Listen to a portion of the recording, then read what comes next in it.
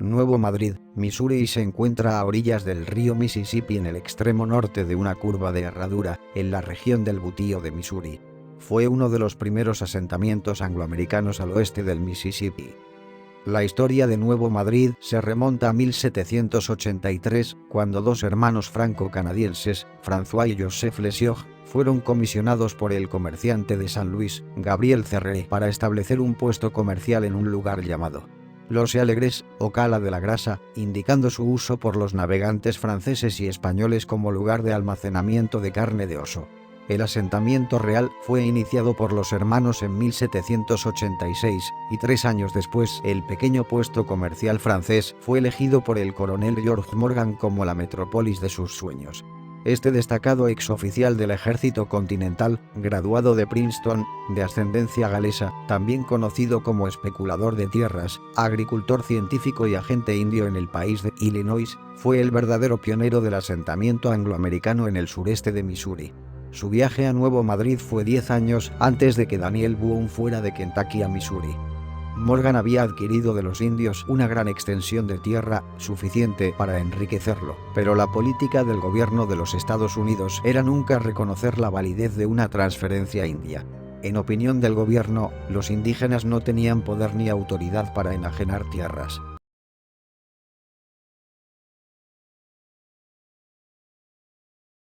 Esto invalidaba los derechos de Morgan y prácticamente se quedó sin un centavo. Solicitó al Congreso de los Estados Unidos una rectificación, pero esto le fue negado. Luego concibió el plan de fundar un asentamiento dentro del territorio español. Parece haber sido movido por el deseo de riqueza y en parte por el deseo de vengarse de los Estados Unidos, ayudando a fortalecer el poder de España. Mantuvo correspondencia con don Diego de Gardoqui, embajador español en Washington. Señaló al español la inmensa importancia para España de colonizar su territorio al oeste del río Mississippi y de inducir a los colonos anglos a emigrar allí.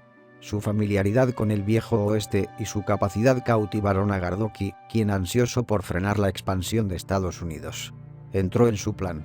La concesión de 15 millones de acres que le prometió el embajador de España sirvió más tarde de base para el distrito español de Nuevo Madrid, el más meridional de los 5 distritos españoles que componen la Alta Luisiana. Cubría el área desde el Cabo St. Combs en el norte, incluyendo lo que más tarde se convirtió en el distrito de Cabo Girardeau, hasta la desembocadura del río Saint Francis en el sur, que más tarde formó parte del territorio de Arkansas. En el oeste se extendía hasta el río White, desde esta zona estratégica, que incluía el norte y el sur de la desembocadura del río Ohio. Morgan esperaba controlar el comercio de todo el oeste americano al este del río Mississippi, aprovechando la ubicación en territorio español para obtener el derecho a utilizar el puerto de Nueva Orleans. El coronel Morgan, uno de los hombres más pintorescos que participaron en la expansión de la frontera estadounidense más allá del Mississippi, ha sido descuidado por los historiadores. Él dio a Nuevo Madrid la mayor publicidad favorable que recibió la zona antes del siglo. Emitió circulares por toda Nueva Inglaterra y tan al oeste como el antiguo territorio del noroeste, en las que se ofrecían relatos elogiosos sobre el potencial del reino y sus ventajas. Los requisitos eran pocos.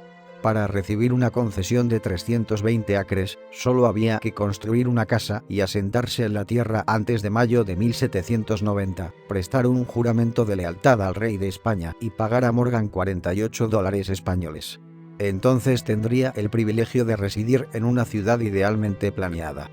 La ciudad debía cubrir un área de 2 millas de ancho y 4 millas de largo, atravesada por calles de hasta 120 pies de ancho, bordeadas por aceras de 15 pies. Se preveían lotes para mercados, escuelas e iglesias, y un lago de 12 acres, un parque arbolado y desembarcos públicos en el río eran otros atractivos. Los atractivos no se limitaban a las ventajas materiales. La libertad de religión y el autogobierno local debían ser la base de la utopía de Morgan. Con este fin, se preveían lotes para iglesias y escuelas católicas romanas, episcopales, presbiterianas, luteranas y calvinistas. No es de extrañar que Morgan estuviera entusiasmado con las perspectivas de éxito de su empresa. Cuando se trazaron sus planes, los artículos de la Confederación habían fracasado, y mucha gente estaba desanimada sobre el éxito de la nueva Constitución. El control español de Nueva Orleans, y por tanto del Mississippi, había creado tanto descontento y dificultades reales que se estaban produciendo conspiraciones para formar una nueva nación de estados occidentales, con Kentucky en particular, amenazando con separarse y unirse a España. Morgan podía prometer los privilegios de libertad de culto y autogobierno no habituales en territorio español, además de las ventajas adicionales de la libre navegación y la libertad de poseer esclavos.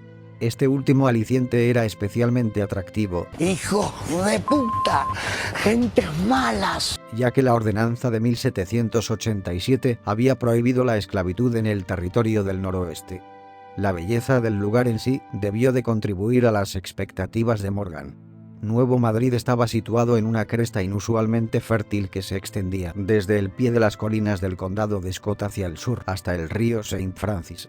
La cresta tocaba el río Mississippi en Nuevo Madrid, formando altas orillas. La pradera abierta con sus árboles dispersos daba un aspecto de parque al paisaje, y un gran lago de aguas claras y límpidas estaba bordeado por una playa blanca y arenosa.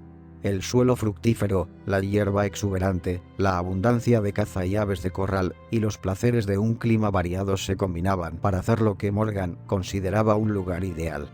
Después de decidir la ubicación en Nuevo Madrid, cuyo nombre obviamente era en honor a Madrid, la capital de España, y dejar a los 70 hombres que había dirigido desde Fuerte Pitt para comenzar un asentamiento, Morgan fue a Nueva Orleans en mayo de 1789 para recibir la confirmación de las promesas de Gardoqui por parte de Esteban Miró, gobernador de Luisiana. Mientras tanto, el general James Wilkinson, que quería hacer de Kentucky el centro de una confederación independiente que negociara con España la libre navegación del Mississippi o se uniera a Inglaterra para derrotar a España, se dio cuenta de que Kentucky no tendría motivos para separarse de los Estados Unidos si Morgan aliviaba la presión, haciendo de Nuevo Madrid una salida para las mercancías estadounidenses. Por lo tanto, Wilkinson convenció a Miró de que el interés de España sería sacrificado bajo el plan de Morgan, porque los colonos angloamericanos seguirían siendo americanos en su perspectiva y simplemente causarían problemas en el bien disciplinado imperio de España. Wilkinson destacó la ventaja de la colonización del territorio español por agentes españoles bajo la supervisión de España y de las fortificaciones para mantener la autoridad. Bajo la influencia de Wilkinson, Miró redujo las concesiones de Morgan. Decidió fortificar el asentamiento y nombró a Morgan como segundo al mando del oficial militar que se nombrara. Al fin y al cabo, los oficiales españoles debían administrar las leyes españolas. No se permitiría ningún culto público salvo el de la Iglesia Católica, aunque no se molestaría a los protestantes. Miró exigió a los colonos que prestaran juramento de fidelidad para defender el territorio español si era necesario. Autorizó a Morgan a traer americanos y estipuló que las concesiones de tierras serían gratuitas. Los nuevos colonos deberían disfrutar de los mismos privilegios que los antiguos habitantes. El entusiasmo de Morgan se desvaneció cuando descubrió que sería el segundo al mando y que su propia concesión personal de tierras se reducía a 1000 acres. Además, estaba convencido de que los colonos americanos no aprobarían las exigencias de Miró. Morgan nunca regresó a Nuevo Madrid, pero después de que le aseguraran que las concesiones que había hecho a los hombres que ya habían comenzado el asentamiento se mantendrían, se dirigió en cambio a Filadelfia. Muchos de los hombres que habían salido de Fuerte Pitt con Morgan volvieron a casa con su líder. Los colonos se desanimaron aún más por una inundación en el verano de 1789, cuando el fuerte tuvo que ser trasladado a un terreno más alto. Todos los colonos, excepto 14, se habían marchado en noviembre. El asentamiento de Nuevo Madrid había existido sin un comandante, ni civil ni militar, durante toda la década de 1780, creando una situación que prácticamente equivalía a la anarquía. Para corregir esta anarquía, Miró envió a Henry Pierrot y 6 soldados a Nuevo Madrid para preservar el orden tras la marcha de Morgan. Pierrot abrió varios caminos e hizo concesiones de tierras, pero pronto fue reemplazado por don Pierre Fouché, a quien se le ordenó ir a Nuevo Madrid en julio de 1789 para construir un fuerte y tomar el mando civil y militar. Fouché construyó el Fuerte Celeste, llamado así por la esposa de Miró, y trazó la ciudad, pero la prosperidad fue esquiva a pesar de los esfuerzos del comandante. Durante la siguiente administración de Tomás Portel, de 1791 a 1796, la situación empeoró en lugar de mejorar. Tampoco hubo grandes mejoras durante la administración del coronel Carlos Dullasiu, de 1796 a 1799, pero siguieron llegando nuevos colonos para mantener viva la ciudad. Aunque no había mucha agricultura antes de 1796, para entonces se habían concedido 174 lotes, mientras que solo 17 estaban abandonados.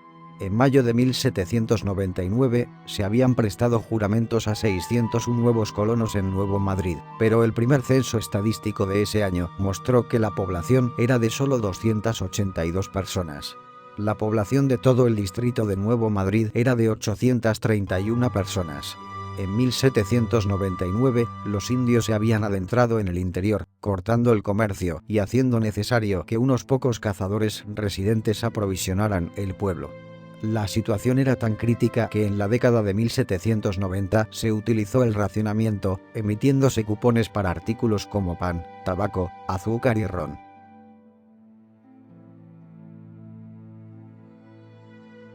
A pesar de todas estas dificultades, se produjeron algunos avances. Ya en 1789 se había trazado un camino siguiendo el antiguo sendero de los indios desde Nuevo Madrid hasta San Luis. El Camino Real, como se llamaba, pasaba por Big Prairie, a través de Rich Woods hasta el condado de Scott y a través de Cabo Girardeau y Santa Genoveva, estimulando los asentamientos a lo largo del camino. Además, en 1793 se abrió una escuela privada, y ese mismo año el padre Pierre Lirivaux, sacerdote patriota del oeste, fue nombrado sacerdote de Nuevo Madrid. El padre Lirivaux había sido el único funcionario de la Iglesia Católica en la región al norte del río Ohio durante muchos años. En 1799 erigió la primera iglesia de Nuevo Madrid, San Isidro, y sirvió a la comunidad hasta su muerte 3 años después. El período posterior al cambio de siglo también fue crítico para Nuevo Madrid. Después de la muerte del padre Lirivaux en 1802, no había un sacerdote residente y los colonos fueron atendidos por el sacerdote de Santa Genoveva. En 1804, España se retira de Luisiana y una gran parte de la ciudad fue inundada por el Mississippi, y los terremotos de Nuevo Madrid de 1811 a 1812 la dejaron devastada y despoblada. La ciudad sobrevive hoy, pero el sitio original está completamente bajo el agua.